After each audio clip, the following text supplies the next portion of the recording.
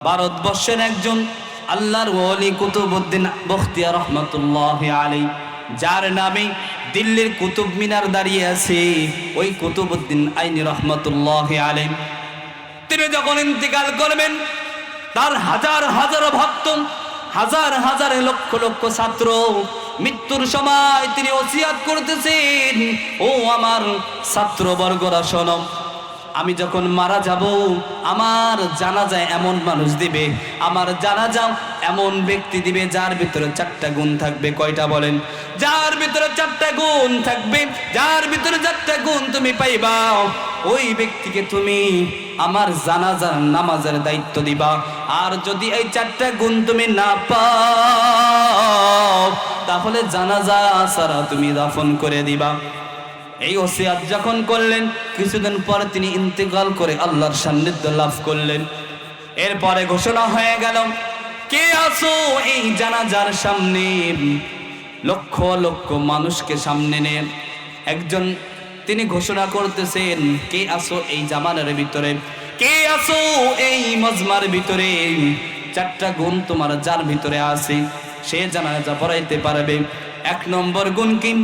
এক নম্বর গুণ বলা হইতেছে যে এমন ব্যক্তি সে জীবনে কোনোদিন তাকবীরওয়ালা ছোট নাই, তাকবীরওয়ালা ফৌত হয় নাই, বালেগ হওয়ার পর থেকে জীবন আজ পর্যন্ত সে কোনোদিন তাকবীরওয়ালা মিস করে নাই।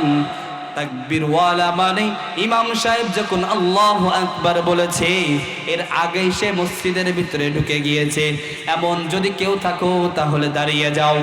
এরপরে বলতেছেন আরো তিনটা গুণ, আরো তিনটা গুণ যার ভিতরে পাওয়া যাবে, একসাথে চারটা গুণ যার ভিতরে পাওয়া যাবে, আজকে তাকে জানাজা পড়াইতে হবে। আর যদি চারটা গুণ না থাকে তাহলে জানাজা ছাড়া তাকে দাফন করার কথা বলা হয়েছে। এক নম্বর গুণ যখন বলে গেলেন, অনেক উলামায়ে কেরাম, অনেক মুরিদান মাথাটা আস্তে করে নিচু করে দিয়েছেন। অনেকে মনে মনে ভাবতেছেন জীবনে কত নামাজ তাকবীরওয়ালা ছাড়া ফৌত হয়ে গিয়েছে, কত নামাজ আমি তাকবীরওয়ালা ছাড়া পড়িয়েছি, নিজে পড়েছি। মাথাটা নিচু করে চোখের পানি ছাড়তেছি। কে আজকে জানাজা পড়াবে? না হয় বুঝে জানাজা ছাড়া দাফন হয়ে যাবে। এলান যিনি দিলেন তিনি দ্বিতীয় নম্বরে এলান দিলেন, এমন কোন ব্যক্তি আছো নাকি যে বালেগ হওয়ার পর থেকে আজ পর্যন্ত কোনদিন আসরের 4 রাকাত সুন্নত তোমার ছোটে নাই? 4 রাকাত ফরজ তো দূরের কথা, 4 রাকাত সুন্নত তার ছোটে নাই। তৃতীয় নম্বর হলো, এমন কেউ কি আছো বালেগ হওয়ার পর থেকে আজ পর্যন্ত তাহাজ্জুদ ছোটে নাই? 4 নম্বর হলো, এমন কেউ কি আছো তার নজরটা খারাপ নজর নয়, বালেগ হওয়ার পর থেকে সে কোনোদিন বেগানা নারীকে দেখে নাই, যদিও চোখ পড়ে যায় প্রথম দৃষ্টিতে চোখটা নামিয়ে ফেলে, এমন কেউ কি আছো? সকলে মাথা নামিয়ে মনে মনে আল্লাহকে বলতেছে, আল্লাহ এমন 4টা শর্ত দিয়ে গেলেন, আমাদের জীবনের কারোর সাথে তো মেলে না, কারোর সাথে তো মিলতেছে না। ওগো আল্লাহ, কে হয় কি জানি হয়ে যায়, কে জানে আজকে জানাজার নামাজ পড়ে। বারবার এলান হইতেছে, কে আছো আসো, কে আছো আসো, আজকের জানাজাটা পড়িয়া যাও। বারবার এলান হওয়ার সময় যখন কেউ আসে না, এবার নিজেরা চিন্তা করতেছেন, কেউ মনে হয় নাই, জানাজা সারা মনে হয় দাফন করা লাগবে।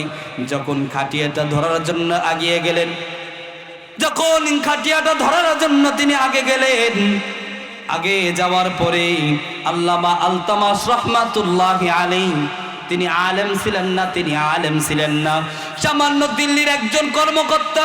তিনি প্রেসিডেন্ট হওয়ার পরে তিনি শাসনকর্তা ছিলেন।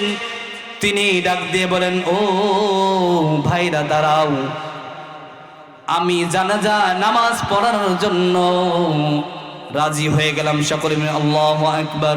জীবনে রাষ্ট্রপ্রধান হওয়ার পরে, জীবনে রাষ্ট্র দায়িত্ব পালন করা সত্ত্বেও জীবনে তাকবীরওয়ালা ছোটে নাই, তাকবীরওয়ালা নিজের তাহাজ্জুদটাও পর্যন্ত ছোটে নাই, আসরের নামাজের সুন্নতটাও পর্যন্ত ছোটে নাই, নিজের নজরটা পর্যন্ত সে হেফাজতে রেখেছে।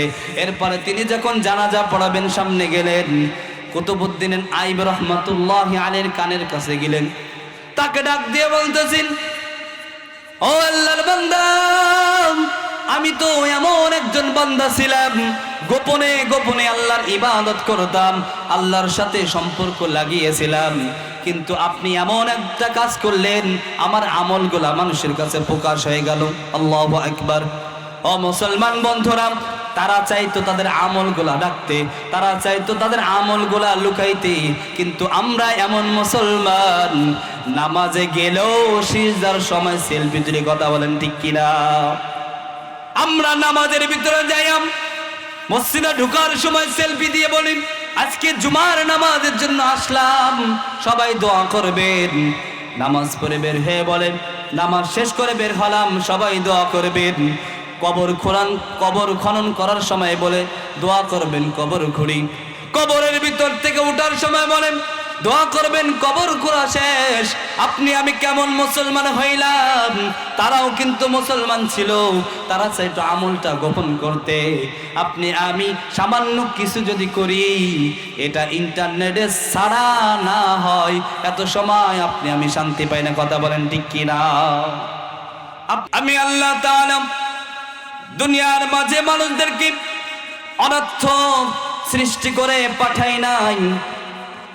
পরবর্তী আখিরাত নামক কবর নামক একটা জিন্দেগি আছে, ওই জীবনের ভিতরে সে যেন সুখ শান্তিতে থাকতে পারে। এজন্য আমি আল্লাহ তাআলা অল্প সংখ্যক জিন্দেগি দিয়েছি মানুষকে পরীক্ষা করার জন্য, মানুষকে যাচাই বাছাই করার জন্য। আল্লাহ রাব্বুল আলামিন বলেন, ওয়ামা খালাকতুল জিন্না ওয়াল ইনসা ইল্লা লিয়াবুদুন। আল্লাহ তাআলা ডাক দিয়ে বলেন, বান্দারে, আমি আল্লাহ তাআলা তোমাকে অনর্থক তৈরি করি নাই। আমি আল্লাহ তাআলা একটা উদ্দেশ্য নিয়ে তোমাদেরকে আমি সৃষ্টি করেছি। তুমি দুনিয়ার ভিতরের কথাগুলো বোঝো। কোন মানুষ দুনিয়ার ভিতরে কোনো কাজ অনর্থক করতে পারে না। যদি কোনো মানুষ দুনিয়ার ভিতরে অনর্থক কোনো কাজ করে, দুনিয়ার মানুষ, সমাজের মানুষ তাকে পাগল বলে। কথা বলেন ঠিক কিনা? কিন্তু আমি আল্লাহ তাআলা তো আরো বড়, আমি আল্লাহ তাআলা তো আরো বড়, আল্লাহ আরো বড় সম্মানী। আমি আল্লাহ তাআলা তোমাদেরকে বানাইলাম, আমি আল্লাহ রব্বুল আলামিনের ইবাদত করার জন্য, আমি আল্লাহ রব্বুল আলামিনের গোলামি করার জন্য। ও বান্দা, দুনিয়াতে যাওয়ার পরে যদি আমি আল্লাহ রব্বুল আলামিনকে ভুলে যাও, আমি আল্লাহ তাআলাকে যদি ভুলে যাও, শুনে রাখো, কবরের ভিতর দিয়ে তোমার একটা জীবন শুরু হয়ে যাবে। ওই জীবনের ভিতরে তোমার জন্য দুঃখ দেখার লোক থাকবে না। দুনিয়াতে তুমি যখন বিপদে পড়ো, দুনিয়ার ভিতরে যখন তুমি মুসিবতের ভিতরে পড়ো, তখন তোমাকে কেউ না কেউ সাহায্য করে। কেউ যদি সাহায্য না করে, আমি আল্লাহ তাআলা তোমাকে সাহায্য করে থাকি। কথা বলেন ঠিক কিনা?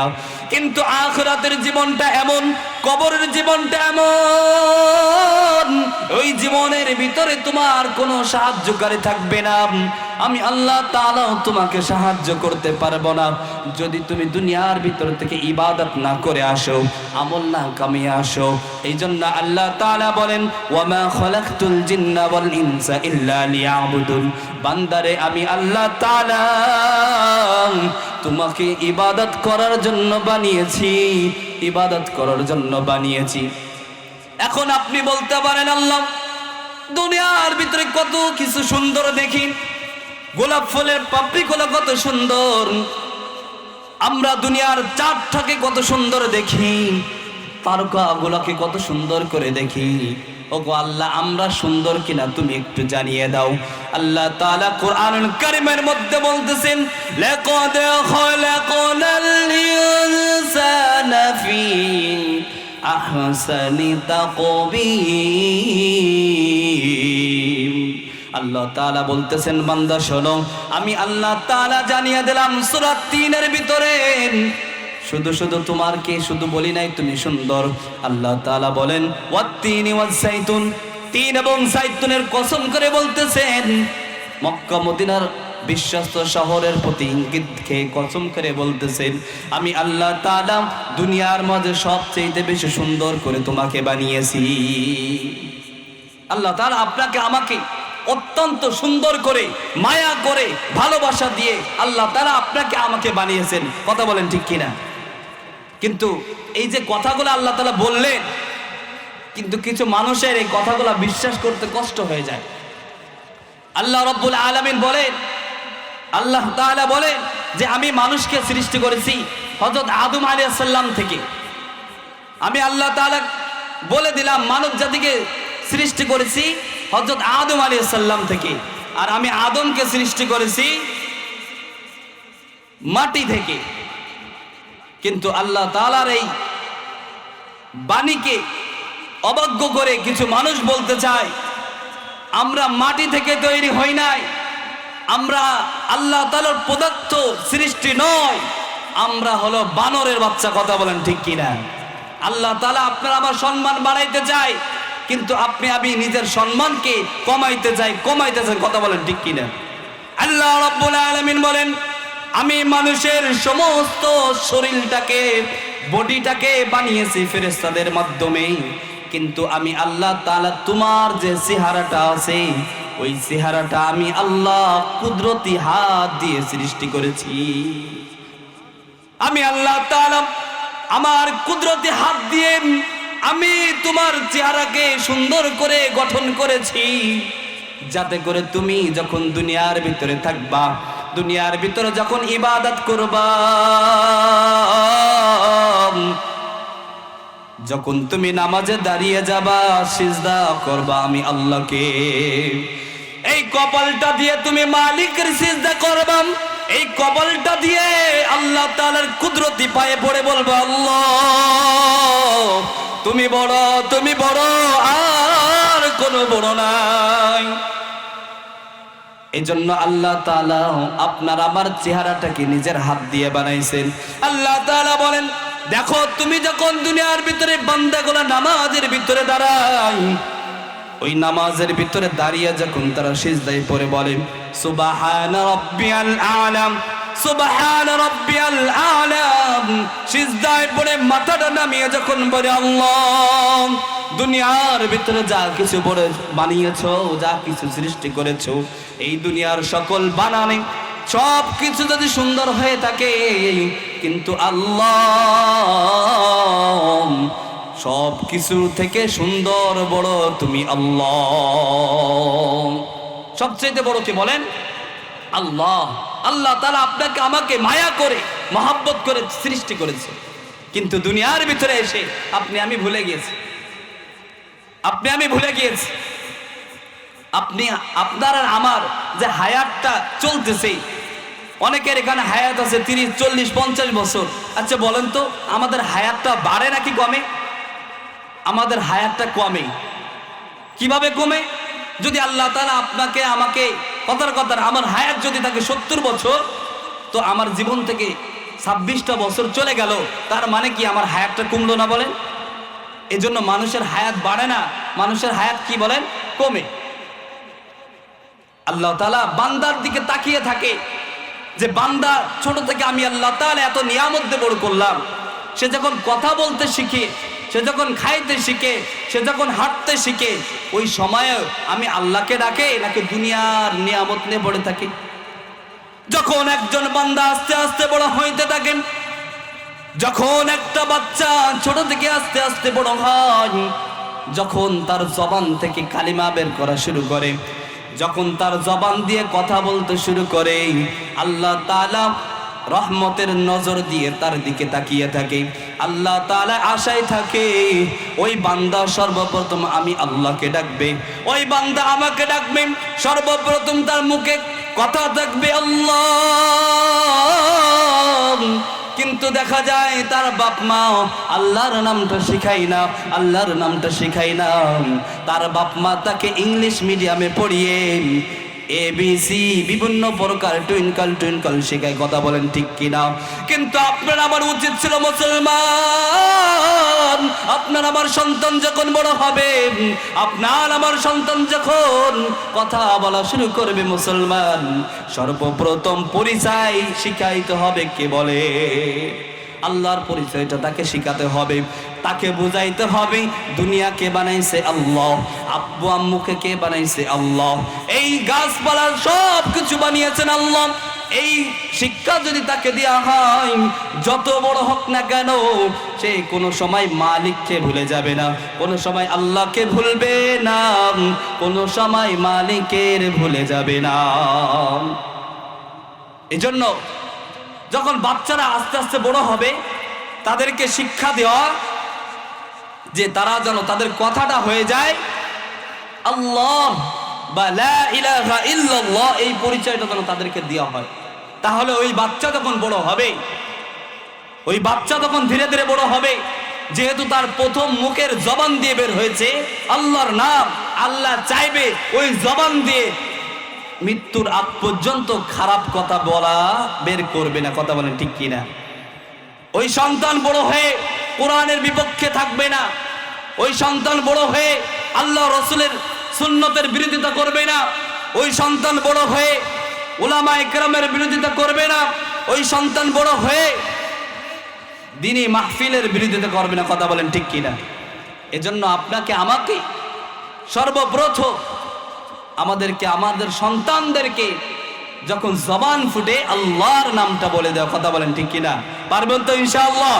আপনার আমার সন্তান যারা এসেছে, যারা আসবে, তাদেরকে যখন কথা শিখে তখন আব্বু আম্মু না বলিয়ে যদি আল্লাহ শব্দ বলায়, তো আপনি দেখা যাবে আপনি আব্বু আম্মু বললে আপনার দিলটা খুশি হইল। এখন যদি আল্লাহ শব্দটা বের করান তাহলে কে খুশি হবে বলেন? আল্লাহ। আল্লাহ তাআলা তার দায়িত্ব নিয়ে নেবেন। সকল সুবহানাল্লাহ। মুসলমান বন্ধুরা আমার, কথাগুলো মনোযোগ দিয়ে শুনবেন। মহান রব্বুল আলামিন তিনি তো বলে দিয়েছেন ওয়ামা খালাকতুল জিন্না ওয়াল ইনসা ইল্লা লিয়াবুদুন। বান্দারে, ও জিন জাতিরে, তুমি আমি আল্লাহর ইবাদত করবা, আমি আল্লাহ তাআলার গোলামি করবা, আমি আল্লাহ তাআলার কুদরতে পায়ে সিজদা দিবা। মসজিদের ভিতরে যে আমি আল্লাহ তাসবিহ বলবা, তুমি যেখানে থাকো না কেন আমি আল্লাহ তাআলার প্রশংসা করবা, কিন্তু তুমি আমি আল্লাহকে ভুলে যেও না। এখন যদি আপনি বলেন ওগো আল্লাহ, কিভাবে ইবাদত করলে তোমাকে পাবো, কিভাবে ইবাদত করলে তোমার জান্নাতটাকে পাবো, কিভাবে ইবাদত করলেন তোমার রাসূলের ভালোবাসা পাবো, আল্লাহ রাব্বুল আলামিন বলতেছেন কুল ইন কুনতুম তুহিব্বুনাল্লাহ ফাত্তাবিউনি ইউহিব্বুকুমুল্লাহ ওয়া ইয়াগফির লাকুম যুনুবাকুম আল্লাহু গফুরুর রহিম। বলেন না আল্লাহু আকবার। আল্লাহ রাব্বুল আলামিন শিখিয়ে দিচ্ছেন বান্দারে, তুমি কিভাবে ইবাদত করলে আমি আল্লাহকে পাবা, কিভাবে ইবাদত করলে আমার জান্নাতে যাইতে পারবা, কিভাবে ইবাদত করলে ফুলসিরাত বিজলির আকারে পার হইতে পারবা, কিভাবে ইবাদত করলে জাহান্নাম থেকে মুক্তি পাওয়া। আমি আল্লাহ তাআলা নবীকে বললাম, ও নবী আপনি জানিয়ে দিন, কুল ইন কুনতুম তুহিব্বুনাল্লাহ, তুমি যদি আমি আল্লাহকে ভালোবাসতে চাও, তোমার মাঝে একটা রাসূল আমি পাঠিয়েছি, তোমার মাঝে একটা নবী আমি পাঠিয়েছি, এই নবীকে যদি অনুকরণ করতে পারো আমি আল্লাহ তোমার উপরে খুশি। আল্লাহ রাব্বুল আলামিন বলেন, ও বান্দা, তুমি যদি আমি আল্লাহকে খুশি করতে চাও, আমার নবী আছে তোমার মাঝে, আমার নবীর আদর্শ আছে, আদর্শটাকে যদি অনুকরণ করতে পারো তাহলে তুমি আমি আল্লাহকেও পাইলা, নবীর ভালোবাসা পাইলা, আখিরাত পাইলা, জান্নাত পাইলা, ফুলসিরাত পার হইতে পারলা, আমার নবীর শাফায়াত পাইলা, আমার নবীর সাথে জান্নাত পাইলা। সকল সুবহানাল্লাহ। এজন্য আল্লাহ রাসূল সাল্লাল্লাহু আলাইহি ওয়াসাল্লাম সুন্নাহকে জীবনের প্রতিটা ক্ষেত্রে অনুকরণ করে চলা।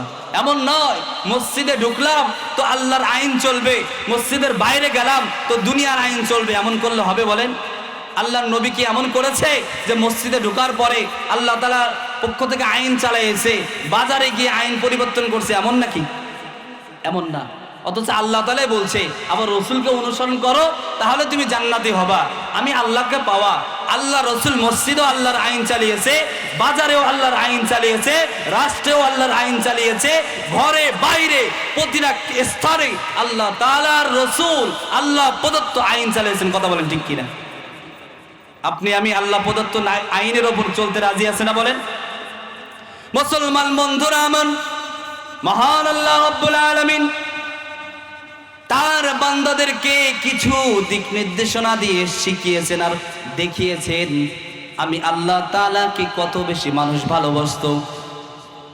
পূর্বের যুগের ঘটনার দিকে লক্ষ্য করলে দেখা যায় তারা আল্লাহ তাআলাকে কেমন ভালোবাসতো, তারা আল্লাহ তাআলার ভালোবাসায় কেমন পাগল ছিল, আল্লাহ তাআলার ভালোবাসার প্রতি নিজের আত্মমর্যাদা কেমন প্রকাশ করেছে। মুসলমান বন্ধুরা আমার, আমি তো এমন হয়ে গেলাম মসজিদে ঢুকলে আমি কি করি? সেলফি তুলি। মসজিদ থেকে যখন বের হয় তাও সেলফি। এই সেলফিটা পুরো দেশটা মুসলমান জাতিকে ধ্বংস করে গেছেন। কথা বলেন ঠিক কিনা? শুধু তাই নয়, আজকের এই মোবাইল যারা আবিষ্কার করেছে তারা কিন্তু মোবাইল ব্যবহার করে না। ইহুদি খ্রিস্টানরা এই মোবাইলটা আবিষ্কার করেছে, তারা মোবাইল ব্যবহার করে না। আপনি চীনে যান, জাপানে যান, দেখবেন ছোট ছোট বাচ্চাদের হাতে মোবাইল সেট নাই। তারা এত বড় বড় মোবাইল চালায় না। তারা বলে মোবাইল 4টা জিনিস নষ্ট করে। কয়টা জিনিস বলেন?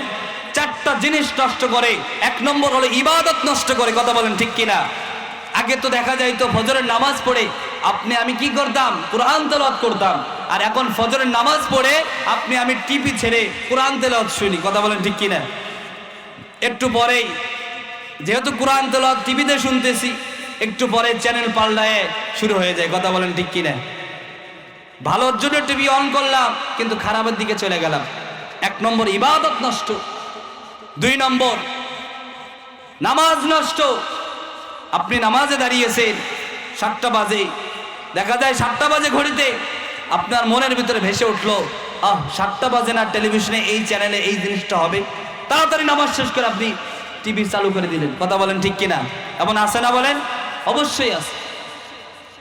4 নম্বর আমাদের বাচ্চা কাচ্চাদের পড়ালেখা নষ্ট,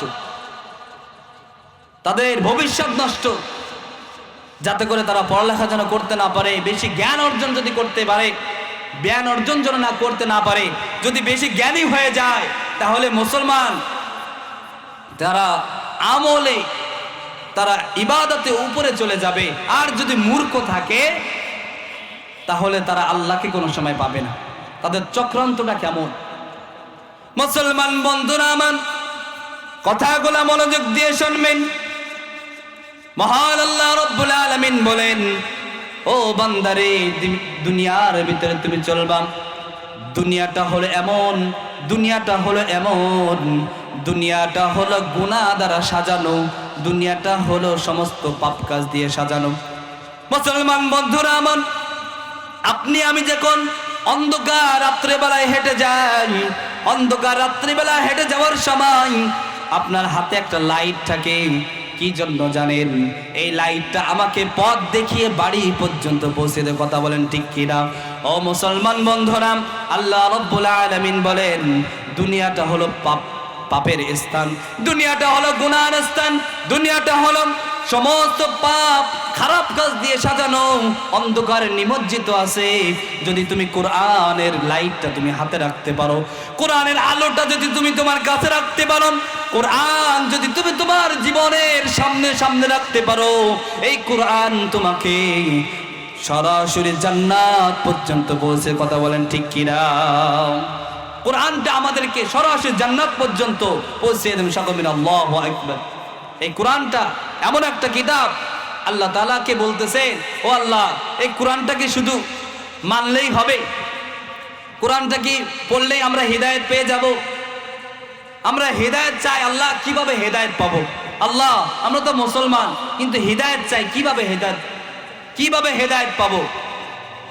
আল্লাহ তাআলা বলেন কোরআনের দিকে তাকাও। যখন কোরআনের কথা বললেন, কিছু মানুষ বলবে কোরআনটা যে দেখবো, কোরআনের ভিতর তো ভুলও থাকতে পারে। ও আল্লাহ, কোরআনটা কি সেই কোরআন যেটা তুমি নাজিল করছিলা? তখন আল্লাহ তাআলা শুরুতেই কুরআনুল কারীমের শুরুতে আল্লাহ তাআলা সূরা বাকারার ভিতর বলতেছেন আলিফ লাম মিম যালিকাল কিতাবু লা রাইবা ফি।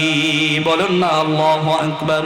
আল্লাহ তাআলা জানিয়ে দিলেন কোরআনের শুরুতেই তুমি যে কোরআনটা পড়বা এই কোরআনের ভিতরে আমি আল্লাহ তাআলা কোনো ভুল রাখি নাই। এরপরে যদি বলেন আল্লাহ কোরআনে ভুল নাই, ভালো কথা, কিভাবে হেদায়েত পাবো? আল্লাহ রাব্বুল আলামিন বলতেছেন আল্লাযীনা ইউমিনুনা বিল গায়বি ওয়া ইউকিমুনাস সালাতা ওয়া মিম্মা রাযাকনাহুম ইউনফিকুন। আল্লাহ রাব্বুল আলামিন ডাক দিয়ে বলেন বান্দা আল্লাযীনা ইউমিনুনা বিল গায়ব, তোমার ঈমান আনতে হবে আমি আল্লাহর উপর। শুধু যে আমি আল্লাহর উপর ঈমান আনতে তা নয়, ওয়া ইউকিমুনাস সালাত, তোমাকে নামাজ কায়েম করতে হবে। শুধু নিজে নামাজ পড়লেই হবে না, নিজের বিবিকে নামাজ পড়াতে হবে, নিজের সন্তানকে নামাজ পড়াতে হবে, নিজের আব্বা আম্মাকে নামাজ পড়াইতে হবে, নিজের শ্বশুর শাশুড়িকে নামাজের দাওয়াত দিতে হবে, নিজের বন্ধুকে নামাজের দাওয়াত দিতে হবে, নিজের সকল আত্মীয় স্বজনকে নামাজ কায়েম করাতে হবে। তারপরে আল্লাহ তাআলা বলতেছেন ওয়া মিম্মা রাযাকনাহুম ইনফিকুন। বলুন না আল্লাহু আকবার। আল্লাহ রাব্বুল আলামিন বলেন তোমার যে সম্পত্তি আমি দিয়েছি আমি আল্লাহ তাআলার পথে খরচ করে তুমি তোমার ঈমানের পরীক্ষা দাও। আল্লাহ রাব্বুল আলামিন বললেন নামাজটা কায়েম করো। নামাজ শুধু নিজে কায়েম করলেই হবে না, আপনি একা একা নামাজ পড়ে মনে করতেছেন আমি একাই মনে হয় জান্নাত চলে যাব। না না, জান্নাতে যাইতে পারবেন না। কাল কিয়ামতের ময়দানে বন্ধুরা আমার, যখন আপনার হিসাব হয়ে যাবে, যখন আপনার আমলনামা ডান হাতে চলে আসবে, যখন আপনার ঘোষণা আসবে আপনি জান্নাতের পথের প্রতীক হয়ে গেলেন, আপনি জান্নাতে চলে যাবেন, ওই সময় আপনার বাচ্চা, আপনার ছেলে আপনার হাতটা টেনে ধরবে, আপনার স্ত্রী আপনার হাতটা টেনে ধরবে, স্ত্রী আপনার হাতটা টেনে বলবেন ও প্রাণের স্বামী কোথায় যাও কোথায় যাও? সে বলবে আমি আল্লাহর জান্নাতে যাই। কয় না না, তুমি জান্নাতে যাইতে পারবা না। আল্লাহ তাআলার সাথে আমার একটা বোঝাপড়া আছে। কি বোঝাপড়া? আল্লাহকে ডাক দেবেন আল্লাহ, আমার স্বামী একা একা নামাজ আদায় করেছে, আমাকে কোনোদিন বলে নাই। সে যদি আমাকে নামাজের কথা বলতো তাহলে আমি নামাজ আদায় করতাম। যদি আমার স্বামী বলতো যে তুই যদি নামাজ না পড়িস তোর ভাত খাবো না, তোকে বাপের বাড়ি পাঠিয়ে দেব, এমন কড়া কথা যদি বলতো তাহলে আমি নামাজ পড়তাম। ছেলে ডাক দিয়ে বলবেন গো আল্লাহ, আমার বাবা আমার জীবনের শখ আল্লাহ পূরণ করেছে, কিন্তু আমাকে কোনোদিন বলে নাই চলো নামাজে যাই, চলো নামাজটা পড়ে আসি, চলো আল্লাহর কুদরতে পাই সিজদা করে আসি। আল্লাহ না না, আমার বাবাকে জান্নাতে দিও না। ধরা খেয়ে যাবে, নিজে একা নামাজ পড়ে ও ধরা খেয়ে যাবে। এজন্য একা নামাজ পড়লেই চলবে না, নামাজের তালকিন করতে হবে, নামাজের দাওয়াত মানুষকে দিতে হবে। আপনার আমার নবী জনাবে মুহাম্মদ রাসূলুল্লাহ সাল্লাল্লাহু আলাইহি সাল্লাম নিজের পুরোটা জীবন কাটিয়ে দিয়েছেন মানুষকে নামাজ শিখাইতে শিখাইতে, মানুষকে দিন শিখাইতে। কথা বলেন ঠিক কিনা? তায়েফের ময়দানে যখন আপনার আমার নবীকে কাফেররা বড় বড় পাথর মারতেছে, নবীজির কপাল মোবারকে লেগে কপাল ফেটে যায়, শরীরে লেগে শরীরে জখম হয়ে যায়, রক্তগুলা টপকে টপকে পড়ে। রহমাতুল্লিল আলামিন রক্তগুলা জমিনে পড়তে দেন না, রক্তগুলা নিজের শরীরের ভিতরে আবার মাখাইতেছেন। যখন তায়েফের মানুষরা আল্লাহ রসুলকে মারতেছিলেন, আসমানের ফেরেশতা পর্যন্ত কাঁদতেছিলেন। আসমানের ফেরেশতা ডাক দিয়ে বললেন ওগো আল্লাহ, দুনিয়ার ভিতরে তোমার হাবিবকে তারা পাথর আঘাত করতেছে, পাথর দ্বারা দ্বিখণ্ডিত করতে চাই, নবীকে হত্যা করতে চাই। ওগো আল্লাহ, আপনার নবী কষ্ট পায়, ওগো আল্লাহ আমাদেরকে অনুমতি দেন, তাদেরকে ধ্বংস করে দিই। আল্লাহ তাআলা বললেন, যাও যাও দেখো আমার নবী কি বলে, আমার নবী কি বলে। নবীকে এসে বললেন, ইয়া রাসূলুল্লাহ, ইয়া হাবিবাল্লাহ, ওগো সরওয়ারদিগার, ও আল্লাহর রাহমাতুল লিল আলামিন, ও আখির জামানের পয়গম্বর, আপনি কি আদেশ করেন তাদেরকে আমি কি করব? তাদেরকে আমি এই দুই পাহাড়ের ভিতরে আমি পিষে ফেলবো। আল্লাহ রাসূল ডাক দিয়ে বলেন, ফেরেশতা, ও জিবরাইল, তুমি যদি এদেরকে মেরে ফেলো, এদেরকে হত্যা করো, তাহলে এই দিনের দাওয়াত আমি কাদের কাছে দিব? এই লা ইলাহা ইল্লাল্লাহর দাওয়াত আমি কাদের কাছে দেব? এই কথা যখন বলেন তখন তিনি বললেন, তোমরা আল্লাহর কাছে ফিরে যাও, আল্লাহর কাছে চলে যাও, আল্লাহর কাছে প্রত্যাবর্তন করো। আল্লাহর নবী জীবনের প্রতিটা ক্ষেত্রে মানুষের ভালো চেয়েছেন। কথা বলেন ঠিক কিনা? আল্লাহ রাসূল যখন দুনিয়া থেকে বিদায় নিয়ে চলে যাবেন, এমন সময় চারিদিকে কান্দে, আকাশ কান্দে, বাতাস কান্দে, গাছের পাখিগুলা আর কিচির মিচির করে না, মাথাটা নামিয়ে চোখের পানি ছেড়ে ডাক দিয়ে বলেন, আল্লাহ, যেদিনকে তোমার নবী দুনিয়াতে আগমন করেছিল ওই দিন গাছের পাখিগুলা কিচির মিচির করেছিল। যেদিন নাকি নবী দুনিয়াতে এসেছিল, যেদিন আপনার রাহমাতুল লিল আলামিন দুনিয়ার ভিতরে আগমন করে মুসলমান, আকাশের পাখিগুলা ডালে ডালে গান ধরেছিল আর বলেছিল, আকাশের ওই তারাগুলি ঝিলিমিলি ঝিলিমিলি জ্বলছে, ডালে ডালে ফুল গুল সুরবে দুলছে, রাসূল এসেছে, হাবিব এসেছে। এইভাবে তারা ডাকতে থাকতেন, গান গাইতে লাগলো গাছের পাখিগুলা। আকাশের তারকা ওই দিন যেরকম আলো দেয়, কিন্তু আকাশের তারকা তার থেকে 10 গুণ বেশি আলোকিত করলেন দুনিয়াটাকে। দুনিয়ার আকাশে এত সুন্দর একটা দৃশ্য হয়ে গেল, যারা দেখেছিল তারাই আশ্চর্য হয়ে গিয়েছিল। মুসলমান, যেদিন নবী দুনিয়া থেকে বিদায় নিয়ে চলে গেলেন, আকাশের ভিতর থেকে আলো আর বের হয় না, আকাশের ভিতর থেকে আর আলো উকি দেয় না, গাছের পাখিগুলা আর কিচির মিচির করে না। গাছের পাখিগুলা আল্লাহ তাআলার তাসবিহ জপে আর কান্দে, বলে, মালিক, নবীকে দুনিয়া থেকে নিয়ে নিলাম, আমরা আর কার চেহারা দেখবো, কার চেহারা দেখবো? আল্লাহর নবী যখন বয়ান করতেন, একটা মরা খেজুর গাছের ভিতরে হেলান দিয়ে বসে বসে তিনি বয়ান করতেন। যখন একটা মেম্বার তৈরি করলেন, মেম্বার তৈরি করার পরে খেজুর গাছ থেকে যখন তিনি পৃথক হয়ে গেলেন, খেজুর গাছের ওপরে যখন তিনি বসে আর বয়ান করতেন না, তিনি মনে মনে কানে শুনতে পাইতেন কে জানি তার পাশে গুনগুন করে কান্নার আওয়াজ। বলেন আল্লাহু আকবার। আল্লাহর নবী বলে, কে কান্দে রে? কে এত মরার মতো কান্না করে? কে কান্না করে? আমি একটু দেখতে চাই। আল্লাহ তাআলা রাসূলকে জানিয়ে দেন, ওগো নবী,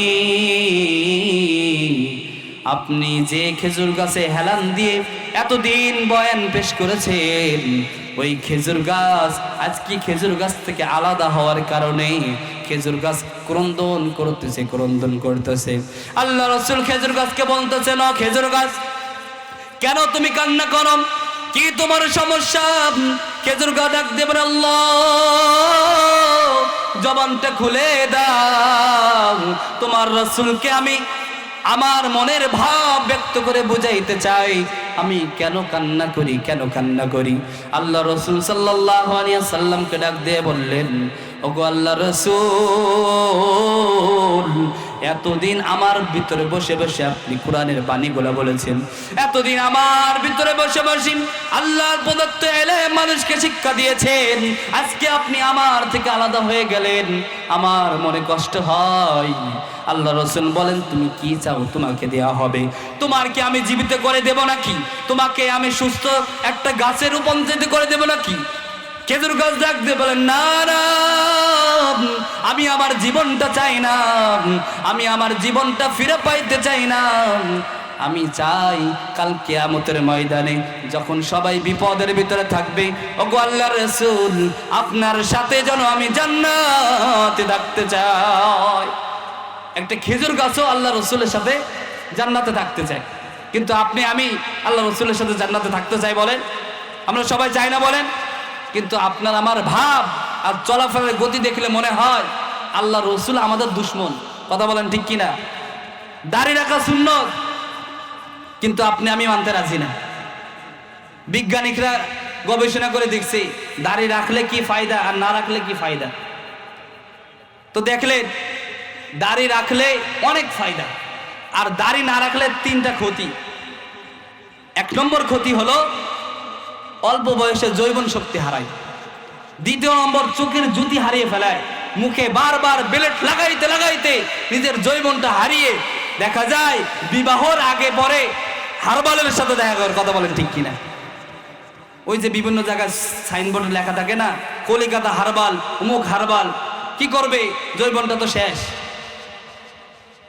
আর যারা নাকি দাড়ি চাষে না, দাড়ি রেখে দেয়, তাদের কোনো সময় যৌবনের ঘাটতি হয় না। কথা বলেন ঠিক কিনা? মুসলমান বন্ধুরা আমার, যে কথা বলতেছিলাম, আল্লাহর নবী যখন দুনিয়া থেকে বিদায় নিয়ে চলে যাবেন, ওই সময় আকাশ বাতাস কাঁদতেছেন। মানুষগুলা মসজিদের ভিতর থেকে আর বের হয় না। ওমর হাতের ভিতরে তরবারি নিয়ে রাস্তার অলিতে গলিতে ঘুরে আর বলেন, কে বলবে আজকে মোহাম্মদ নাই? যে বলবে তার মাথা আমি 2 ভাগ করে দেব। মানতে পারে না, নিজের অন্তরকে মানাইতে পারে না যে আল্লাহর নবী দুনিয়ায় নাই। আল্লাহর নবী যে দুনিয়ায় নাই বিশ্বাস করতে পারে না। আল্লাহর নবী দুনিয়া থেকে চলে গেছে তারা মানতেই পারে না। ওমর বলে, যে বলবে মোহাম্মদ দুনিয়ায় নাই, তাকে আমি তরবারি দিয়ে তার মাথা 2 ভাগ করে ফেলবো। হযরত আবু বকর রাদিয়াল্লাহু তাআলা আনহু এই অবস্থা দেখে একটা ভাষণ দিয়ে দিলেন। এই অবস্থা দেখে বলতেছেন, আল্লাহর নবী দুনিয়া থেকে আর নাই, আল্লাহর নবী দুনিয়া থেকে চলে গিয়েছে। এই কথা শোনার পরে হযরত বেলাল রাদিয়াল্লাহু তাআলা আনহু নবীজির দাফন কাফনের 1 দিন পর আবু বকরের কাছে এসে বলতেছেন, ও আমিনুল মুমিনিন, আমাকে একটু বিদায় দিয়ে দেন। হযরত বেলাল বলেন, কেন? হযরত বেলাল যখন বিদায় চাইলেন, আবু বকর ডাক দিয়ে বলেন, কেন বেলাল, কি জন্য বিদায় চাও? বাবা কই থাকবা, কি করবা? হযরত বেলাল চোখের পানি ছেড়ে কেঁদে কেঁদে বলেন, আল্লাহ, ওগো আমিনুল মুমিনিন, ওগো আমিনুল মুমিনিন, আমি কেন থাকবো মদিনার ভিতরে? আমি যখন মসজিদে নববীতে আজান দিতাম, আমার নবী আমার সামনে থাকতো, আমার নবীকে দেখে দেখে আমি আজান দিতাম। আমার নবী কি সুন্দর চেহারাটা দেখে আমি আজান দিতাম। আশহাদু আন্না মুহাম্মাদার রাসূলুল্লাহ যখন বলতাম, আমার রাসূল আমার সামনে থাকতো। কিন্তু এখন তার নবী নাই। আমি যখন আজান দিব, রাসূলকে না দেখতে পেয়ে আমি বিলাল সহ্য করতে পারবো না। ওমর ডাক দিয়ে বলেন, কি ব্যাপার বিলাল, তুমি কি ভাবতেছো? তুমি মনে করো রাসূল তোমাকে টাকা পয়সা দিত? রাসূল নাই, তোমার টাকা পয়সা কেউ দিবে না, এমন নাকি? না। হযরত বিলাল বলেন, না, আমার টাকা পয়সার দরকার নাই। আল্লাহর নবী যখন মদিনায় ছিল, রাস্তা দিয়ে নবী যখন হাঁটতো, রাসূলের রাস্তার কাঁটাগুলো আমি সরাইয়ে দিতাম, রাসূলের রাস্তার পাথরগুলো আমি সরিয়ে রাস্তা করে দিতাম। নবী যখন মসজিদে নববীতে ঢুকতেন, রাসূলের জুতা 2টা আমি বগলের নিচে রাখতাম। ওই জুতা আমি আর পাবো না, ওই রাস্তা আমি আর সাফ করতে পারবো না। আমি যখন আজান দেব, আল্লাহ রসুলকে আর সামনে পাবো না। আমি আর এই ব্যথা সহ্য করতে পারবো না, আমাকে বিদায় দিয়ে দেন, বিদায় দিয়ে দেন। তিনি বিদায় নিয়ে সিরিয়ার দামেস্কে চলে গেলেন। ওখানে 1 দিন 2 দিন করতে করতে 6 মাস হয়ে গেল। হঠাৎ করে আল্লাহর নবী বিলালকে স্বপ্ন থেকে বলতেছেন, কিরে বেলাল, আবু বকর আমার রওজার পাশে দাঁড়িয়ে সালাম জানাই, ওসমান আমার রওজার পাশে বসে বসে সালাম জানাই, দুরূদ পাঠাই। ও বেলাল, আমি কি অপরাধ করলাম তুমি মদিনা ছেড়ে চলে গেলা? এই স্বপ্নটা দেখার পরে সকালবেলায় তিনি রওনা হয়ে গেলেন মদিনার দিকে। মদিনায় যখন তিনি ঢুকবেন, মদিনার ছোট ছোট বাচ্চাগুলা ডাক দিয়ে বলেন, মা, ও মা, মাথার ভিতরে টুপি লাগিয়ে দাও, শরীরের ভিতরে একটা পাঞ্জাবি লাগিয়ে দাও, কাপড় পেঁচিয়ে দাও। রাস্তার ভিতর দিয়ে বিলালকে হাঁটতে দেখা যায়, মনে হয় আমার নবী আবার ফিরে এসেছে। যেহেতু বিলালকে নবী মৃত্যুর পরে চলে গিয়েছিল, এরপরে আর দেখা যায় নাই, অনেকদিন পরে যেহেতু ফিরে এসেছেন, আমার তো মনে হয় আবার নবী মনে হয় দুনিয়ার ভিতরে ফিরে এসেছে। বাচ্চাগুলো তো বোঝে না, একজন মানুষ চলে গেলে আর ফিরে আসে না। মা চোখের পানি ছেড়ে বলেন, ও আমার ছোট বাবা, আল্লাহর নবী যেখানে চলে গেছেন ওখান থেকে কোনো মানুষ আর ফিরে আসতে পারে না, ওখান থেকে কেউ আর ফিরে আসে না। একদিন তুমিও চলে যাবা, আমিও চলে যাব। ও মুসলমান বন্ধুরা আমার, আপনি আমি দুনিয়াতে থাকতে পারবো না, একদিন আপনার আমার লাশটা পড়ে থাকবে। আপনি আমি যখন রাত্রেবেলায় 3টার সময় মারা যাব, শীতের রাত্রে কম্বলের নিচে যদি মারা যাই, কম্বলটা সরিয়ে সামান্য একটা কাপড় আপনার শরীরের ভিতরে দিবে, দেওয়ার পরে আপনাকে উঠানের মাঝখানে কনকনে শীতের ভিতরে রাখা হবে।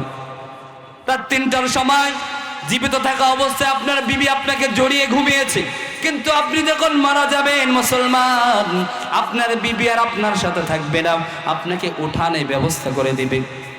যখন সকাল হয়ে যাবে, কেউ চলে যাবে বাঁশ কাটতে, কেউ চলে যাবে গরম পানি করতে, কেউ চলে যাবে কবরস্থানে কবর খনন করার জন্য। মুসলমান, চোখ দুইটা বন্ধ করে একটু মনে মনে ভাবতে থাকেন, মনে করেন আপনার আমার মৃত্যু হয়ে গেল, মনে করলেন আপনি আমি লাশ হয়ে গিয়েছি, আপনার আমার জীবনটা আর নাই, আপনি আমি মারা গেছি, এই অবস্থা আপনার আমার হয়ে গিয়েছে। একটু কল্পনা করে দেখেন মুসলমান, মনে করেন আপনার আমার শরীর থেকে দামি দামি পোশাকগুলা বেলেট দিয়ে কাটতেছে, শরীর থেকে এই দামি দামি পোশাকগুলা বেলেট দিয়ে কেটে কেটে খোলা হচ্ছে, আপনার জন্য গরম পানি রেডি, গোসল করানো হয়ে গেল, জানাজা সামনে রেডি। আস্তে আস্তে আপনার আমার লাশটা কবরের ভিতরে দিল, চাটিয়াটা বিছিয়ে একটা দুইটা বাঁশ দিয়ে মাটি দিতে দিতে আপনার কবরটা অন্ধকার করে ফেললো। মানুষগুলা চলে আসলো, আপনি মনে মনে ভাবতেছেন, আল্লাহ, দুনিয়ায় কেন ইবাদত করলাম না, কি আমার ইবাদত। আপনি আমি একটু কল্পনা করি, যতটুকু আল্লাহর ইবাদত করেছি এতটুকু ইবাদত দিয়ে আপনি আমি জান্নাত পাবো কিনা। মনে করেন যদি এখন আমি বয়ান করতে করতে মারা যাই, আমি কি জান্নাত পাবো কিনা একটু চিন্তা করে দেখি, তাহলে আপনি আমি বলতে পারবো আপনি জান্নাতের মানুষ নাকি জাহান্নামের মানুষ। কথা বলেন ঠিক কিনা? আল্লাহ তাআলা তওবার দরজা খুলে রেখেছেন, তওবার দরজা খুলে রেখেছেন। মুসলমান বন্ধুরা আমার, সময় সংক্ষেপ, লম্বা আলোচনা। ও মুসলমান বন্ধুরা আমার, একজন মানুষ মুসা আলাইহিস সালামের জামানায় এমন কোনো গুনাহ নাই সে করে নাই, এমন কোনো পাপ নাই সে করে নাই, এমন কোনো রাহাজারি জিনা ব্যভিচার নাই সে করে নাই। এলাকার ভিতরে মানুষগুলা তাকে খারাপ বলতো, তাকে কেউ ভালোবাসতো না। সে যখন মানুষের ভিতরে যখন যাওয়ার চেষ্টা করত, মানুষগুলা তাকে দূরে সরাইয়ে দিত আর বলতো, তুমি তো খারাপ মানুষ, এমন কোনো খারাপ নাই তুমি করো নাই, এমন কোনো খারাপ নাই তুমি করো নাই। এরপরে যখন তিনি ওই জামানার আলেমদের কাছে গেলেন, বলতেছেন, ও আলেম, আমার কি মাপ হবে নাকি? আমি তো জীবনে অনেক গুনাহ করেছি, মানুষের সম্পদ লুটে খেয়েছি, সুদ খেয়েছি, ঘুষ খেয়েছি, মানুষের অন্যায়ভাবে থাপ্পড় দিয়েছি, মানুষের অন্যায়ভাবে জমি দখল করেছি, জীবনে কত গুনাহ করেছি, আমার গুনার মাপ হবে কিনা? আলেমরা ফতোয়া দিলেন, না, তোমার মাপ হবে না। তিনি মনের দুঃখে জঙ্গলে চলে গেলেন। জঙ্গলে যাওয়ার পরে আল্লাহকে ডাক দেবেন, আল্লাহ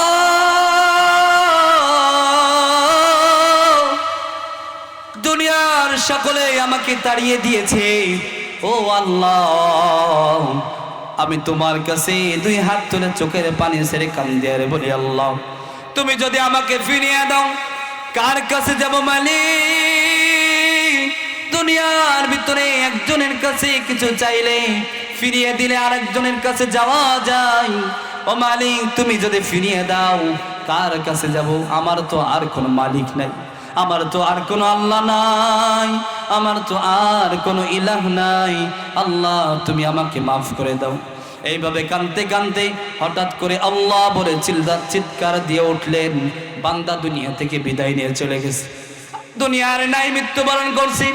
ওই জামানার মানুষগুলো স্বপ্ন দেখতেছে ঘুমের ভিতরে।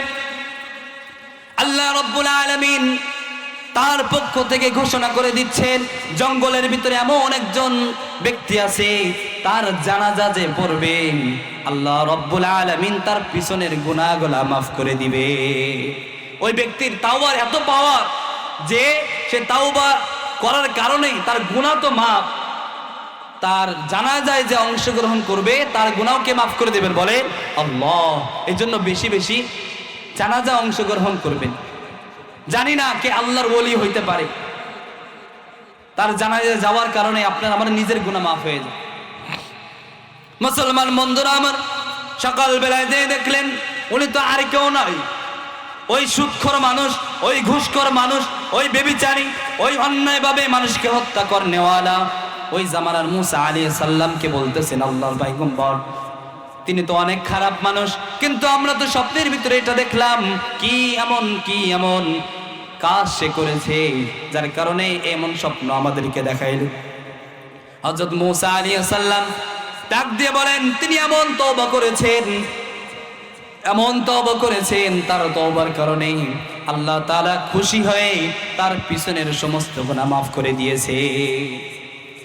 ও মুসলমান বন্ধুরা, আপনার আমার জন্য এখনো তওবার দরজা খোলা, আপনি আমি এখনো তওবা করতে পারি। এখন এখান থেকে তওবা করুন, মনে মনে বলেন আল্লাহ জীবনে যত নামাজ কাজা করেছি আর করব না, জীবনে কত অন্যায় কাজ করেছি আর করব না, মালিক আমার এই অন্যায় কাজ থেকে ফিরিয়ে রাখো। ওগো আল্লাহ জীবনে সুদ ঘুষ খেয়েছি আর খাবো না। আল্লাহ কখন জানি মৃত্যু হয়ে যায়, এই মৃত্যুর পূর্বেই আমি এখন তওবা করলাম, আল্লাহ আমাকে মাফ করে দাও। যদি খাঁটি দিলে তওবা করতে পারে মুসলমান, আল্লাহ রাব্বুল আলামিন বলেন যদি কোনো ব্যক্তি 70 বছর পাপাচার কাজ করেছে কিন্তু শেষ বয়সে সে তওবা করে, আল্লাহ তাআলা 70 বছরের গুনাহ মাফ করে 70 বছরে আমলে পরিবর্তন করিয়ে দেন। সকল সুবহানাল্লাহ। 70 বছর আপনি আমি খারাপ কাজ করলাম, এখন মনে হয়েছে এখন তো তওবা করা দরকার, কবে মারা যায় তওবা করছেন, এমন তওবা করছেন আর গুনাহ করেন না। তো এই যে তওবা করলেন, তওবা করার কারণে আল্লাহ তাআলা ওই 70 বছরের গুনাহগুলা নেকি দ্বারা পরিবর্তন করে দিয়েছেন। সকল সুবহানাল্লাহ। কিন্তু তওবা করার মতো তওবা করতে হবে, এমন না সকাল বেলায় কইলেন সুদ খাবো না, বিকাল বেলায় আবার খেয়ে ফেললেন, এমন না। কিন্তু এমন করলে আমি ওই 70 বছরের ইবাদত পাবো বলেন? পাবো না। মুসলমান বন্ধুরা আমার, কাল কিয়ামতের ময়দানে কঠিন মুসিবতের দিন আল্লাহ রাব্বুল আলামিন দেখবেন কিছু বান্দারা দৌড়াদৌড়ি করে, কিছু বান্দারা ছুটাছুটি করতেছেন। আল্লাহ তাআলা ডাক দিয়ে বলবেন, বান্দা কেন তোমরা আজ কিয়ামতের ময়দানে দৌড়াদৌড়ি করো? কি হয়েছে তোমাদের?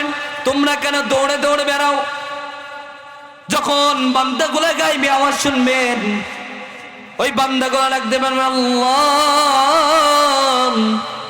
দুনিয়ার ভিতরে টুঙ্গির ময়দানে তোমাকে পাওয়ার জন্য গিয়েছিলাম, টুঙ্গির ইস্তেমার ময়দানে তোমাকে পাওয়ার জন্য গিয়েছিলাম, তোমাকে পাই নাই। তোমাকে পাওয়ার জন্য বংখুরি মাহফিলে গিয়েছিলাম, তাও তো তোমাকে আমি পাই নাই। ও মালিক, শীতের দিন ঠান্ডা পানি দিয়ে উজু করে মসজিদে নামাজ সিজদায় পড়ে তোমাকে পাওয়ার জন্য গিয়েছিলাম। মালিক না না, তোমাকে পাই নাই।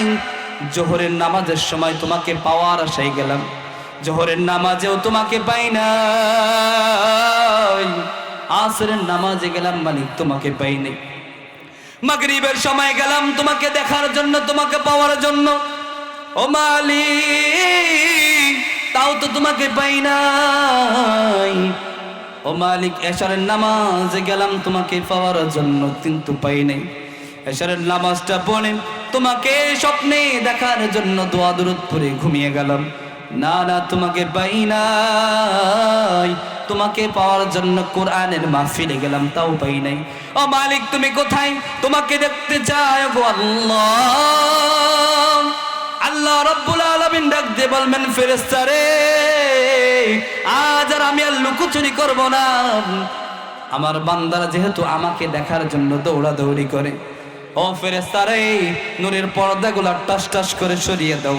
নূরের পর্দাগুলো সরিয়ে দেওয়া হবে। আল্লাহ তাআলা কি এক ঝলক দেখানো পরে বান্দাগুলো ৭০,০০০ বছর বেহুশের মতো থাকবে। বলুন আল্লাহু আকবার। মানুষগুলা যখন আল্লাহকে দেখবেন, আল্লাহ তাআলার সৌন্দর্যটাকে দেখেন, তারা আর এই ব্রেনটের ভিতরে ধরে রাখতে পারবে না, অজ্ঞান হয়ে যাবে। ৭০,০০০ বছর পরে তারা উঠবে। ওঠার পরে বলবে, আমাদের কি হয়েছিল, আমরা কি এমন দেখেছিলাম যার কারণে আমরা অজ্ঞান হয়ে পড়ে গিয়েছিলাম। হঠাৎ করে কানের ভিতরে আওয়াজ আসবে, শুনতে পাবেন জান্নাতের ভিতরে জুমার দিন একটা মেলা হবে। কি হবে বলেন? একটা মেলা হবে। ওই মেলার ভিতরে আল্লাহ রাব্বুল আলামিন সকল নবীদেরকে নিয়ে একটা মাহফিল করবে। কি করবে বলেন? জান্নাতের ভিতরে প্রতি জুমার রাত্রে আল্লাহ রাব্বুল আলামিন একটা মাহফিলের আয়োজন করবে, যেরকম চৌকিঘাটা বঙ্কুরের উদ্যোগে হয়েছে। ওই মাহফিলের প্রধান বক্তা থাকবেন আল্লাহ। ও বান্দারা আল্লাহকে একবার ডাক দিয়ে বলেন আল্লাহ, আর জোরে বলেন আল্লাহ। আল্লাহ রাব্বুল আলামিন ডাক দিয়ে বলেন, বান্দা যখন আমি আল্লাহকে ডাকে, আমি আল্লাহ তাআলার মনটা এত শান্ত হয়ে যায়, আমার মনটা এত শান্ত হয়ে যায়, আমি ফেরেশতাদেরকে বলে, ফেরেশতারে আমার অমুক গ্রামের অমুক বান্দা আমাকে আল্লাহ বলে ডেকেছেন। আল্লাহ বলে ডাকার কারণে আমার মনটা বড় শান্তি হয়ে গেল। ও ফেরেশতারে দেখ তার আমলনামায় কোনো গুনাহ আছে কিনা। যখন দেখা হবে আপনার আমার আমলনামায় গুনাহ পরিপূর্ণ, আল্লাহ তাআলা ডাক দিয়ে বলবেন, বান্দা আমাকে আল্লাহ বলে যেহেতু ডাক দিলি, আমি আল্লাহর হৃদয় ঠান্ডা হয়ে গেল। এই ঠান্ডা হওয়ার কারণে আমি আল্লাহ তোর পিছনের গুনাহগুলো মাফ করে দিলাম। এর জন্য সকলে বলি আল্লাহ, আরো জোরে বলি আল্লাহ। আপনি আমি আল্লাহকে ভালোবাসি না বলেন? আরো জোরে বলেন আল্লাহ।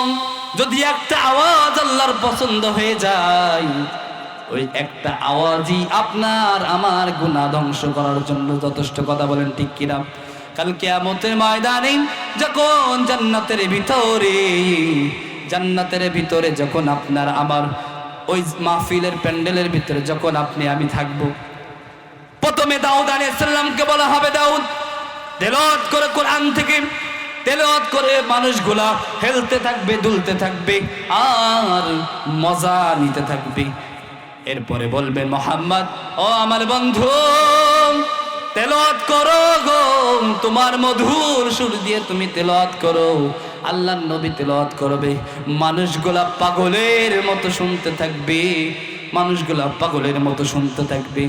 এরপরে বলবে, বন্ধু থামো, আমি আল্লাহ নিজে কোরআন তেলাওয়াত করতে চাই। আল্লাহ তাআলা সূরা রহমান থেকে তেলাওয়াত করবেন, আনার রহমান। আল্লাহ তাআলা নিজে বলবেন, আমি রহমান। এইভাবে যখন তেলাওয়াত করবে, মানুষগুলার ক্ষণে ক্ষণে চেহারা পরিবর্তন হইতে থাকবে, মানুষের চেহারা নূরগুলা চমকাইতে থাকবে। আল্লাহ রাব্বুল আলামিনের তেলাওয়াত শোনার পরে সকল মানুষের চেহারা যখন পরিবর্তন হয়ে যাবে, মানুষগুলা পাগলের মতো দুলতে থাকবে আর অপেক্ষায় থাকবে কবে জানি আবার সামনে শুক্রবার হয়, আবার আল্লাহ তাআলা কোরআন তেলাওয়াত করে। কথা বলেন ঠিক কিনা? আল্লাহর মুখে, আল্লাহর জবানে আল্লাহর কোরআন তেলাওয়াত শুনতে রাজি আছেন না? বলেন। আল্লাহর মুখ থেকে আল্লাহ তাআলা আমাদেরকে এত সুন্দর করে বানিয়েছেন, এত কণ্ঠ গলার ভিতরে দিয়েছেন, এক এক বক্তার এক এক রকম স্টাইলের সুর। কথা বলেন ঠিক কিনা? যিনি আল্লাহ তাআলা এত পদের সুর দিতে পারেন, না জানি ওই মালিকের সুর কতগুলা, না জানি ওই মালিকের সুর কত সুন্দর, কত সুন্দর সুর। এই জন্য দুনিয়ার ভিতরে আশা করলে হবে না যে আমি তো জান্নাত পাবই, জান্নাত দিবই, এমন আশা করে নামাজ ছেড়ে দেওয়া যাবে না, এমন আশা করে ইবাদত বন্দেগী ছেড়ে দেওয়া যাবে না। একজন আমাকে বলতেছে অনেকদিন আগে যে হুজুর জান্নাতে তো যাইতে গেলে নামাজ লাগে না। আমি কে বলছে? আল্লাহ তাআলা তো বলছে প্রত্যেক মুসলমানের অন্তরে যদি কালিমা থাকে সে জান্নাতে যাইতে পারবে। তো আমিও তো জান্নাতে যাইতে পারবো, নামাজ পড়ি বা না পড়ি। এখন তাকে বললাম, শোনেন, আপনি মনে করেন 100 কোটি টাকা দিয়ে একটা বিল্ডিং বানাইলেন অনেক সুন্দর করে, ওর থেকে সুন্দর হইতেই পারে না, কিন্তু সব কাজ শেষ, মেন গেট বানাইলেন, সুন্দর সুন্দর তালা লাগাইলেন, আন্তর্জাতিক মানের ডিজিটাল তালা আপনি লাগিয়েছেন, ঢুকার জন্য ওই দরজা ছাড়া আর কোনো ঢুকার মাধ্যম নাই। এখন আপনি বলেন ওই গেটের তালা লাগানোর পরে চাবি ছাড়া কে ঢুকতে পারবেন? কয় না, চাবি ছাড়া ঢোকা যাবে না। তা আমি ডাক দিয়ে বললাম, ভাই আল্লাহ রসুল কি বলছে জানেন? আল্লাহর নবী বিশ্বনবী, নবীগণের সরদার, আখিরি জামানার পয়গম্বর দুনিয়ার মানুষকে ডাক দিয়ে বলেন আল্লাহ তাআলা বলেছেন জান্নাত দিবেন, কিন্তু শুনে রাখো তুমি যদি নামাজ না পড়ো, আল্লাহ রসুল বলেন মিফতাহুল জান্নাতিস সালাম, জান্নাতের চাবি হলো নামাজ, জান্নাতের চাবি হলো নামাজ। তুমি যদি নামাজ না পড়ো তুমি তো চাবি পাইলা না। তোমার জন্য জান্নাত আছে, তোমার জন্য জান্নাত আল্লাহ বানিয়েছেন। এখন যদি তুমি চাবি ছাড়া জান্নাত খুলতে যাও পাইবা না। কিয়ামতের ময়দানে আল্লাহকে বলবে আল্লাহ আমি জান্নাত চাই, আল্লাহ তাআলা বলবেন যাও যাও জান্নাতে চলে যাও। তার জান্নাতের ভিতরে নাম লেখাম, আব্দুল কাদেরের জান্নাতে সে যাবে, যাওয়ার পরে দেখবে বিশাল বড় একটা তালা ঝুলানো, এসে বলবেন আল্লাহ আপনি তো মনে হয় আমাকে চাবি দিতে ভুলে গিয়েছে। জান্নাত তো দিলেন, জান্নাতে ঢোকার অনুমতি দিয়ে দিলেন, কিন্তু আমার তো চাবি দেন নাই, চাবিটা একটু দয়া করে দেন। আল্লাহ তাআলা বলবেন তোমার তো চাবি আমি দুনিয়াতে দিয়ে দিয়েছিলাম, দুনিয়াতে তোমার তো চাবি দিয়েছিলাম, তুমি চাবি আনো নাই কেন? তখন বান্দা বলবে আল্লাহ দুনিয়ায় তো কোনো চাবি পাই নাই। তখন আল্লাহ ডাক দিয়ে বলবেন তুমি কি শোনো নাই? মিফতাহুল জান্নাতিস সালাত, তুমি কি শোনো নাই? জান্নাতের চাবি হলো নামাজ। যারা নামাজ পড়তো তাদের বিরোধিতা করেছ, যারা কোরআন পড়তো কোরআনের বিরোধিতা করতো, যারা আমার কোরআনের বাণী গোলা মানুষের কাছে পৌঁছাইতো তাদের বিরোধিতা তুমি করেছো। যারা নাকি সুদ ঘুষের বিপক্ষে কথা বলতো তাদেরকে তুমি তোমার সর্বত্র দুনিয়ায় অল্প শক্তি দিয়েছিলাম, ওই শক্তি দিয়ে তুমি জেলখানায় ঢুকিয়েছো, তাদেরকে কষ্ট দিয়েছো মুসলমান। এজন্য তাকে জান্নাতে আর যাওয়া হবে না। এজন্য জান্নাতে যাইতে হলে আপনাকে আমাকে দুনিয়া থেকে চাবি নিয়ে যাইতে হবে, জান্নাত খোলার জন্য চাবি নিয়ে যাইতে হবে। ও মুসলমান বন্ধুরা রে, আল্লাহ রাব্বুল আলামিন ডাক দিয়ে বলেন বান্দা এখনো তোমার সূর্য ডোবে নাই, এখনো তোমার মৃত্যুর সময় আমি বলি নাই, এখনো তোমার মৃত্যুর সময় আমি ঘনাই আনি নাই, তোমাকে জীবিত রেখেছি। ও বান্দা সময় থাকতে তুমি এখনো আমি আল্লাহর কাছে তওবা করো। মুসলমান বন্ধুরা আবার একজন ইমানদারের যখন মৃত্যু হয়, একজন ইমানদারের মৃত্যু হইলে তার অবস্থাটা কেমন হয়? একজন ইমানদারের মৃত্যুর সময় আসমানের ফেরেশতা যখন জানটা নিয়ে আসে, জানটা নেওয়ার জন্য দুনিয়াতে আসে, আব্দুল করিমের জানটা নিয়ে যাবে। সে বড় ইমানদার, সে বড় ভালো, সে বড় নামাজি, সে বড় ভদ্র, সে বড় আল্লাহওয়ালা। তার জানটা যখন কবজ করার জন্য দুনিয়ার ভিতরে আসে, জানটা যখন নিয়ে প্রথম আসমানের ভিতরে চলে যায়, প্রথম আসমানের ফেরেশতা ডাক দিয়ে বলেন, ভাই আজরাইল, কি এমন ঘেরান তুমি মাখলা, কি এমন আতর তুমি লাগাইলা, যার কারণে তোমার শরীর থেকে সুঘ্রাণ বাইতেছে, তোমার শরীর থেকে আতরের লেবানের ঘেরান আসতেছে, কি এমন আতর তুমি লাগাইলা, নাকি তুমি তোমার কাছে কি যেন দেখা যায়, তা থেকে এত সুন্দর ঘেরান কেন আসতেছে? তখন বলতেছেন, ওই যে বংকুড়ি গ্রামের আব্দুল সত্তার মারা গেছে, সে বড় ভালো ছিল, সে বড় নামাজি ছিল, সে বড় ইমানদার ছিল, সে বড় মুমিন ছিল, সে মানুষের জন্য ভালোটা চাইতো, খারাপটা চাইতো না, মানুষের ক্ষতি করতো না, মানুষের হক বুঝিয়ে দিত, সুদ খাইতো না, ঘুষ খাইতো না, যার কারণে আল্লাহ তাআলা তার সম্মানটা বাড়িয়ে দিয়েছেন। কথা বলেন ঠিক কিনা? এরপরে প্রথম আসমানের ফেরেশতাগুলো তাকে সালাম জানিয়ে, তাকে সালাম জানানোর পরে স্বাগতম জানিয়ে দ্বিতীয় আসমানে পাঠাবেন। এইভাবে এক এক আসমান করতে করতে আরশে আজিমের কাছে যখন চলে যাবে, আল্লাহ রাব্বুল আলামিন ডাক দিয়ে বলবেন, ফেরেশতা আমার কাছে এখন এসো না, আমি তাকে দেখা দিব না, আমি একদিন দেখা দিব, সেদিন হলো জান্নাতের ভিতরে। এরপরে আল্লাহ তাআলা বলবেন, ওই আত্মাটাকে জান্নাতের ভিতরে নিয়ে যাও, জান্নাতের ভিতরে ঘুম পড়ায় রাখো, ঘুম পড়ায় রাখো, ঘুম পড়ায় রাখো। যখন নাকি হযরত ইসরাফিল আলাইহিস সালাম ফুঁক দিবে, অতদিন যেরকম একজন কোণে বর বাসর রাত্রে সুখে শান্তিতে ঘুমায়, আর কোনো টেনশন থাকে না, আমার বান্দাকে ওইভাবে হুর গিলমা চারিপাশ দিয়ে ঘিরে তাকে ঘুম পড়াইয়া রাখো। একজন ইমানদার বান্দার জন্য এত নাজ নিয়ামত আল্লাহ ব্যবস্থা করে আছে। আর যদি কোনো বদকার হয়, মনে করেন এটা নাম বলা যাবে না, যদি নাম বলি তাহলে বলবে যে অমুক ব্যক্তির নাম নিয়ে কইছে। যে কোনো একজন আল্লাহর বান্দা, দুনিয়ার এমন কোনো খারাপ কাজ নাই সে করে নাই, মানুষের মাল লুটে খেয়েছে, মানুষের সম্মান হানি করেছে, মানুষের হক বুঝিয়ে দেয় নাই, 10 কেজি গম পাইলে 2 কেজি দিয়ে 8 কেজি মেরে দিয়েছে, এমন যদি কোনো নেতাকর্মী হয় বা এমন কোনো যদি মানুষ হয়, তাহলে দেখা যাবে তার আত্মা যখন বের করা হবে, ওই আত্মারা দৌড়াদৌড়ি করবে শরীরের ভিতরে। হযরত আজরাইল আলাইহিস সালাম সো মেরে জানটাকে বের করে যখন উপরের দিকে যাইতে যাবে, প্রথম আসমানের ফেরেশতা বলবে, কি ব্যাপার, এত দুর্গন্ধ যুক্ত কি তুমি নিয়ে আইলা, ওটাকে আসমানে ঢুকানো যাবে না, ওটাকে তুমি জাহান্নামের নিচে নিক্ষেপ করে ফেলে দাও, আপনার আমার কবরটা হয়ে যাবে ওই সময় আগুন, আগুন, কবরের ভিতরে আগুন জ্বলবে, বড় বড় সাপ আপনাকে দংশন করতে থাকবে। আল্লাহ রাসূল বলেন, যখন কোন বেনামাজি তার লাশটা কবরের ভিতরে রাখা হয়, কবরের ভিতরে আপনি আমি দেখি না, কিন্তু কবরের ভিতরে আগুন জ্বালিয়ে দেন কে?